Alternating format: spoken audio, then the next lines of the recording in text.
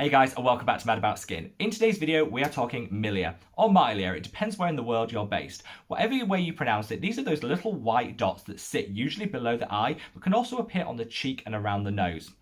They look a little bit like whiteheads, but they tend to have a pearlescent hue to the surface of them, and they hang around forever. One of the most frequently asked questions I get on this channel is what causes them, how we can treat them when we've got them, and what can we do to prevent Milia either getting worse or appearing in the first place. So sit down, relax, grab a drink of tea or coffee, and let's talk Milia and how to treat it. So they might look like whiteheads, but whiteheads are caused by a buildup of bacteria and sebum under the skin, whereas Milia are caused by keratin plugs which are trapped under a layer of skin. Keratin is naturally produced by the body, and when it gets trapped under the skin, this is what appears as these tiny white bumps with the pearlescent sheen to them, which we know as Milia. Some people are much more prone to them than others, but I'd say at some point in almost everyone's skincare journey, they will have some instance of Milia on their skin. It tends to be under the eye area, which is some of the most delicate skin on our face, but you can also see them around the contours of the nose and on the cheeks. So let's get into what actually causes them. Well, unfortunately, like with most things in our skin, there's 100 different things that could cause it. Some of the biggest triggers are genetic. Some people are just genetically predisposed to it. It's similar in terms of its keratin basis as like KP, the chicken skin that we get on the backs of our arms. Some people have it, some people don't, and genetics play a huge part. Beyond that, there are a couple of things which do trigger increased rates of Milia and things that maybe you should avoid. Excess rubbing in the area. So whilst we all love to do a thorough cleanse, we like to massage our products in, if we rub too vigorously on areas, this can actually increase the rate of Milia that we'll see in that area. One of the biggest culprits is facial wipes. So we all have those. We've all at some point used those wet wipes, facial wipes, cleansing wipes, whatever you call them. And they're not actually that effective at getting off what we want them to do. We use waterproof makeup around the eye area generally, and that's the hardest to get off. So we rub and we rub and we rub, and this can actually increase the rate of Milia in that area, and it's just something that you should generally avoid. Sun damage and a lack of UV protection can be also a contributing factor and something you should think about, which is why it's super important to apply your sunscreen under the eye and on the eyelids, not just for Milia, but because these are areas where we're seeing increased rates of skin cancer, so that's something you should definitely be mindful of. Finally, there have been quite a few studies that have shown that using occlusive products in areas where you're prone to Milia can increase the prevalence of them, which is why I say if you're doing something such as slugging, which is where you apply Vaseline across the whole face, or treatments like that, I'd usually avoid those areas where you might see Milia, such as under the eye or around the nose contour. Using these occlusive, thick, oil-based products can and has scientifically been proven to increase the rates of Milia, so it's something you should just avoid in areas where you know you're prone to it.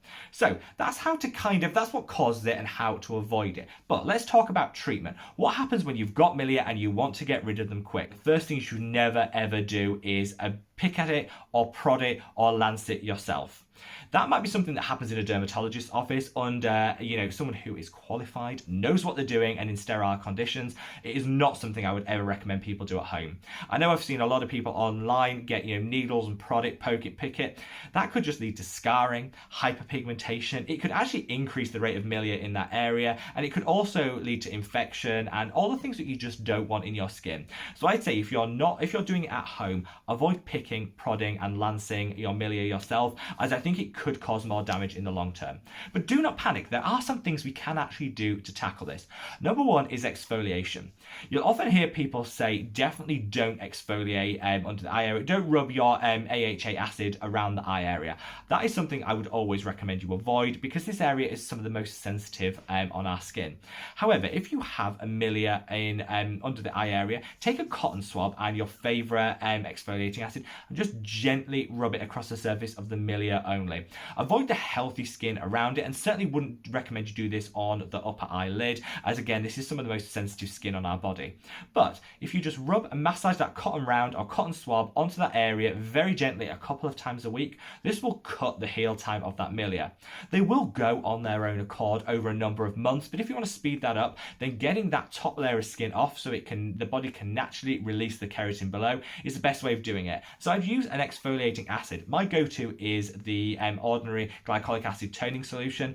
I keep this in the cupboard just for treating any milia that I get. It also works really great on KP on the body as well. But I just get a Q-tip and I just gently massage it over the specific area, avoiding the area around it, a couple of times a week. If you don't feel comfortable using a traditional exfoliating acid under the eye area or on some of these more delicate areas that are prone to milia, you can reach for an eye cream which has an exfoliator already built in. These are super rare to find. They are so hard to find, and when you do find one, it tends to be in super low concentrations. This can be beneficial because it'll minimize the amount of sensitivity, redness, and irritation. And the one that I go to is by Face Theory. They have their OcuWake eye cream, which has a small amount of lactic acid in it, which will over time just diminish the milia and reduce the amount of time it takes to eradicate it. I would go, if you feel comfortable and able to, with a higher strength, such as that glycolic acid I mentioned earlier, and just using on that area. But if that doesn't appeal to you, then getting an eye cream that has this built in will be a great option for you. Secondly, I'm going to recommend you grab yourself a retinol. Now, I wouldn't ever recommend people use their Tretinoin, their Adapalene, their high-strength face retinols under the eye area. This is a super sensitive area of skin, and you don't want to risk that irritation, peeling, and redness that you'll get from that.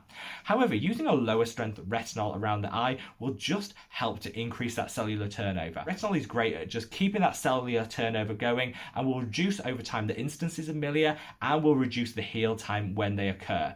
And my go-to is by the Inkey. They do a retinol eye cream which is stunning, and I totally recommend you check that out if you're prone to milia in the under eye area. This won't give you any sensitivity or any irritation if used correctly, but over time it will reduce the amount of milia that you see on the skin, probably over a period of about 6 to 9 months. You've got to be in this for the long game, but it will prevent a lot down the line, which has to be a good thing. So, in summary, if you have milia, I think you need to take a three-pronged attack. First of all, you have to stop doing the things which are causing it in the first place. You can't do anything about genetics, but you can stop rubbing the area and using occlusive products in the area and making sure you're using the right sun protection. Second of all, you need to use something to treat the milia which you already have on the skin. Using those exfoliators and making sure that you're removing those surface levels of skin which is trapping the keratin are going to shorten the heal time of the milia. And third, you need to incorporate some products into your routine that are going to stop them reforming in the future.